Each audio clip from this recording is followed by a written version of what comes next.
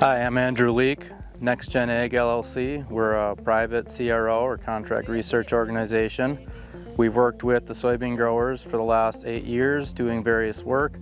Really emphasized a lot of our work in ragweed, giant ragweed control, water hemp control over the years with a lot of solid historical data. We've done a little bit of plant health, some white mold, and some aphid work as well. One question that farmers or people ask is, what's the best way to control our weeds? Well, there's a lot of different nuances to that. The first thing is you need to know your field, you need to know your weed populations, and you need to know what your target or most troublesome weed is going to be.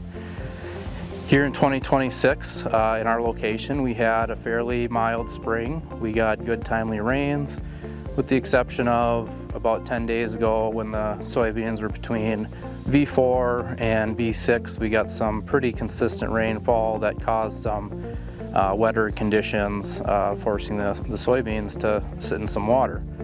In terms of weed control though, it was a great year for pre-activations. So if farmers had a good solid high rate pre for their soil type based on the labels and recommendations of the products they're using, water hemp control looks pretty good this year as a result of those residuals. We have found though that the missing water hemp or the escaped water hemp seems to struggle a little bit with post-control options this year. We've seen different families of herbicides used post-emergence for post-emergence control.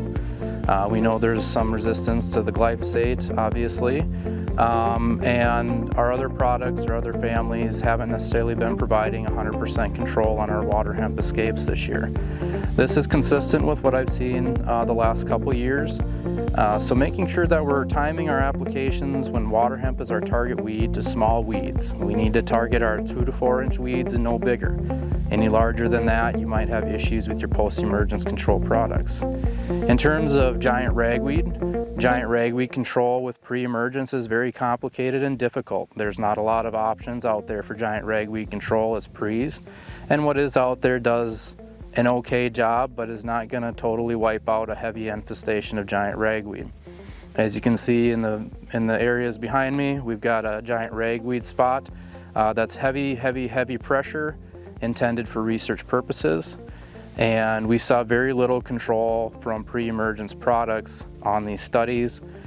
Some of that can be attributed to the fact that we went 7 days from application to our first activating rainfall on this population, while the ragweed thrived during those 7 days.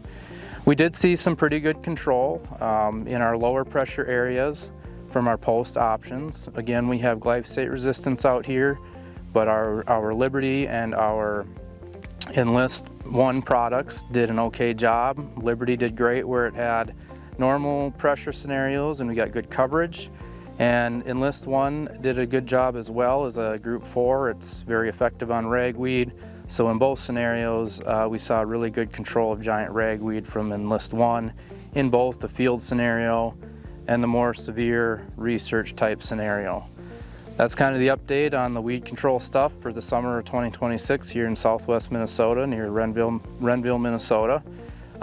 We look forward to publishing some solid data for the grants we were funded this year, and we are grateful for the cooperation we continue to have with the Minnesota Soybean Research and Promotion Council.